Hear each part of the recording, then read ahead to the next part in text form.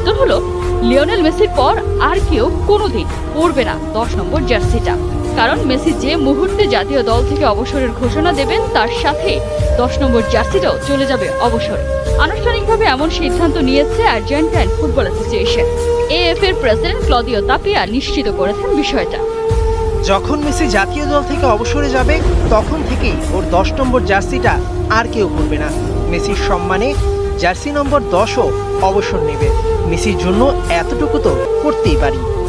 এর আগেও অবশ্য ম্যারাডোনার 10 নম্বর জার্সিটাকে অবসরে পাঠানোর সিদ্ধান্ত নিয়েছিল আর্জেন্টাইন ফুটবল অ্যাসোসিয়েশন। তবে ফিফার কড়াকড়িতে আলোর মুখ দেখেনি।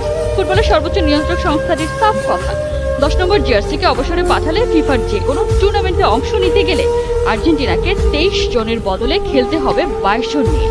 আর এভাবেই যুক্তি আর বাস্তবতার কাছে হার মেনেছিল আর্জেন্টাইনদের আবেগ। এবারে দেখার পালা মেসিকে সম্মান জানাতে ঠিক কত দূর যেতে পারে আর্জেন্টিনা।